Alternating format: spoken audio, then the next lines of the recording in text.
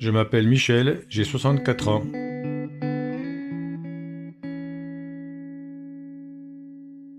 Tout a commencé en mars 2017, suite à une visite de routine chez mon médecin pour ma tension, une perte de poids inhabituelle l'alerte et il décide de me prescrire une batterie d'examens.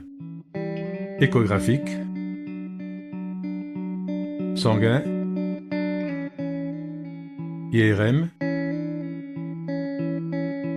puis biopsie du foie pour qu'enfin le verdict tombe. Une tumeur évolutive du foie, stade terminal. C'est à ce moment que notre médecin m'a prise à part en me souhaitant bon courage. Et là, j'ai compris qu'il n'y avait plus beaucoup d'espoir pour mon époux. Un mois plus tard, sous conseil d'un gastro-entérologue, je débutais un traitement chimio par comprimé à domicile. Au bout de 15 jours, j'avais des douleurs atroces. Je divaguais avec plus de 40 de fièvre, j'arrivais même plus à tenir debout. C'était mal parti. J'ai donc fini aux urgences. Ne sachant pas d'où venait cette infection, je me suis retrouvé perfusé sous antibiotiques dans l'attente d'y voir plus clair. Puisque mon époux était uniquement suivi par un gastro-entérologue, j'ai moi-même pris rendez-vous avec une cancérologue qui nous a expliqué que la douleur et l'infection étaient dues au comprimé de chimio. Elle nous propose alors deux solutions, soit que Michel serve de cobaye, soit qu'il stoppe momentanément son traitement. Quand j'ai vu mon père à l'hôpital, j'ai vraiment pas supporté de le voir dans cet état. Et comme ça faisait quelques années que je me renseignais sur d'autres méthodes alternatives pour se guérir, je lui ai suggéré d'envisager des solutions naturelles. La décision est vite prise, j'arrête tout. On s'est forcément retrouvés confrontés aux médecins, qui n'ont pas hésité à remettre en doute tout ce que j'essayais de leur communiquer. Et il y avait malheureusement aucune ouverture possible. On a été pris pour des fous. Mais j'ai finalement réussi à le faire sortir sur des charges. Je me souviens me retrouver seule avec mon père traversant l'immense hall de l'hôpital, bras dessus, bras dessous.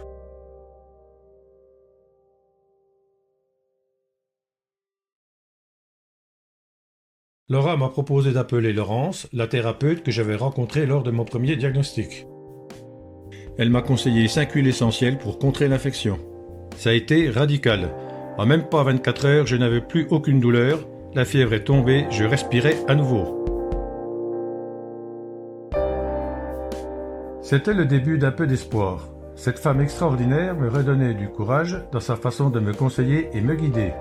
Elle m'avait d'ailleurs parlé de la méthode Beljanski à base de plantes.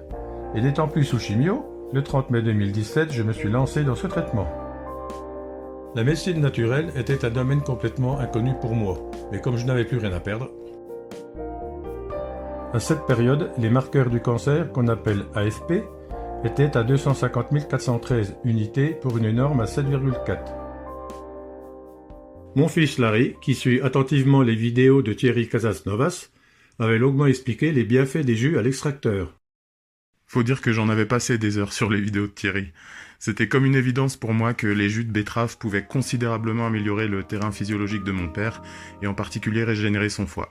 On est donc parti sur un jus quotidien de betterave, carottes, oignons rouges, gingembre et curcuma.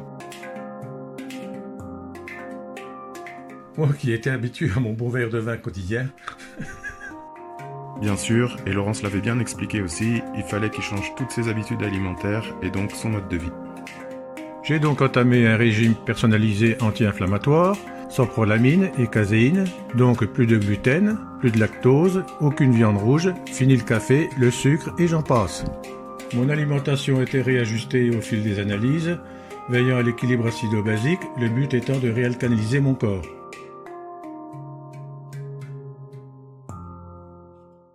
Mes journées se résumaient à un test de pH, une douzaine de gélules Beljanski, avec des jus spécifiques adaptés à chaque situation et une alimentation répondant à mes besoins vitaux.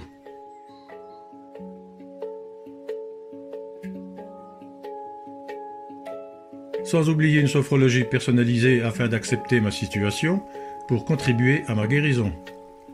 Un changement radical de mes croyances. Un travail psychocorporel sur l'identification et la compréhension des causes profondes de ma maladie afin de viser une zéro récidive. Je ne vous cache pas que ça n'a pas été facile. Je faisais des prises de sang chaque mois pour suivre l'évolution de mes AFP. C'était incroyable. En seulement 3 mois, ils ont passé de 250 413 à 635 et continuent de diminuer tous les mois. Mais le combat n'était pas fini. Je me suis retrouvé avec un ventre énorme, lourd et dur, rempli d'acides malignes. Le médecin n'avait qu'une option à lui proposer, le ponctionner, et cela à vie. C'était effrayant et on voulait à tout prix y échapper. Nous avons demandé l'avis de Laurence, qui était devenue notre référence de confiance et qui nous a suggéré un jus spécifique associé à un simple diurétique. Qui l'eût cru ? Quel miracle! En quelques semaines, j'avais éliminé toute l'acide. Encore une bataille de gagnée. Il y a eu des hauts, mais aussi beaucoup de bas. Il m'a fallu du courage et une forte volonté, car malgré le soutien de mon entourage, personne ne pouvait le faire à ma place. Aujourd'hui, mes AFP sont stabilisés à 3 unités, bien en dessous de la norme. Je suis totalement guéri, j'essaie de garder mon équilibre alimentaire et j'ai trouvé mon confort dans mes nouvelles habitudes. Je continue de travailler sur les causes profondes avec de nouvelles sophrologies. Il m'arrive de jeûner en sautant un repas, par exemple, et quel plaisir de pouvoir retourner à mes activités. Je ne remercierai jamais assez Laurence, ainsi que ma femme sans qui je n'aurais pas eu la force. Et il fallait me supporter. Et bien sûr mes enfants, mes amis, et tous ceux qui, de près ou de loin, ont participé à ma guérison. L'expérience de mon papa m'a confirmé que les seules limites que l'on a sont celles que l'on s'impose. Un petit mot pour finir ? Merci la vie.